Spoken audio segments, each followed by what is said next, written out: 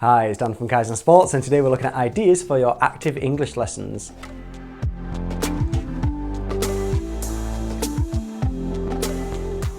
It's essential that we continue to give children the opportunity to develop and refine those key communication skills. Here are 10 ideas that will help even the most distracted children on that journey. In the game Fortunately, Unfortunately, you're going to get into pairs and tell a story.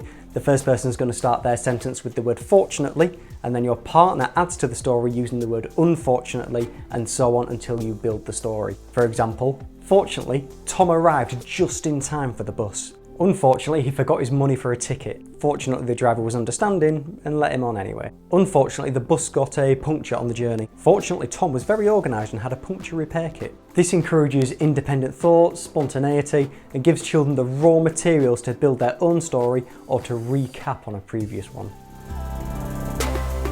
For this game, everyone's going to be stood behind their chair with their eyes on you. Now you're going to read out a story, but you're going to attach certain actions to different words. So for example, if you were to say a noun, the children might have to jump. If it's a verb, they might have to run on the spot. And if you say an adjective, then they might have to crouch. You can spice this up for Key Stage 2 as well by using conjunctions, subordinate clauses, and so on. The children will burn off all that excess energy and be cognitively primed to focus on their work. In word association, you're going to get into pairs or table groups, and one person is going to start off naming a word from your topic of focus. The next person then has to associate with that word, so on until you go round and round the table.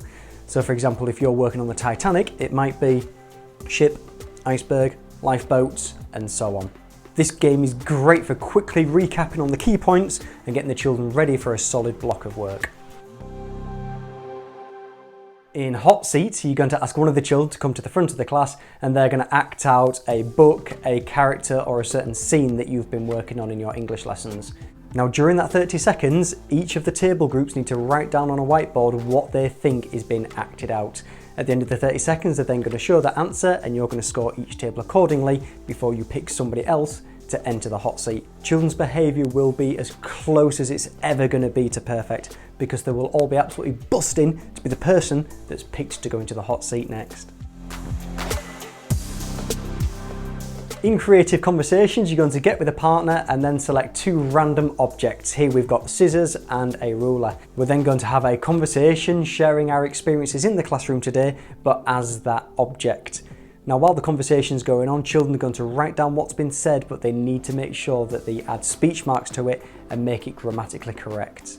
This is great for introducing children to speech marks within text and adds a fun and individual element to it.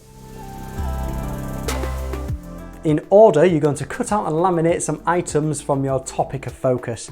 The challenge for the children is to work together, and in this case, put them together to make a grammatically coherent sentence. For the older ones, it might be how to structure a CV or a letter, and for the younger ones, you might just have sections of a story that they need to put in order. When the children have completed this, they're going to mix it up and then move on to the next challenge on the next table so that everybody moves around and presented with a different challenge on each table. In Split the Difference, children are going to stay in their table groups as they work through the laminates, putting each piece in the correct corresponding pile. So for example, it might be to split them up into nouns, verbs and adjectives. It might be similes and metaphors. It might be which words should and shouldn't begin with a capital letter. Which words are spelt correctly and which words are spelt incorrectly. Which sentences do and don't start with subordinate clauses. Which are conjunctions, and so on. Again, children are then going to mix up the pile before they move on to their next table. These games are great for supporting children's spelling, punctuation and grammar, and is excellent for recapping on yesterday's lesson. In the game categories, children get into pairs and one person has 10 seconds to write down 3 things from the category that's been picked.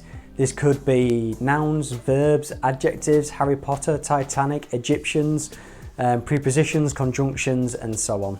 Once the 10 seconds is up, they're going to hold up the board and then you're going to swap roles. This is great for boosting the energy in the room for those particularly long afternoons. In 20 questions, one person is going to think of a fictional or non-fictional character that's been mentioned over the course of the last school year. The other person has 20 yes or no questions to try and narrow down and work out what that person might be, who that person might be. We're doing English. This encourages thoughtful contemplation before asking the question and is a game that children love playing. It's also great for recapping right at the end of the school year. And finally, sheep and shepherd. So you're going to get with a partner, one person's going to be the shepherd, they're acting as the leader, and the other person's going to be the sheep, who has to listen to the shepherd's instructions as they get guided around the classroom. And make sure you swap roles so that each children get a chance to lead and sharpen those communication skills, especially when it comes to structuring a clear and concise sentence. Thank you for watching. I hope that was helpful. If you've got any extra ideas or suggestions, please put them down in the comment box and make sure that you like and subscribe because that helps the video to go that much further. Thank you very much, and I'll see you in the next one.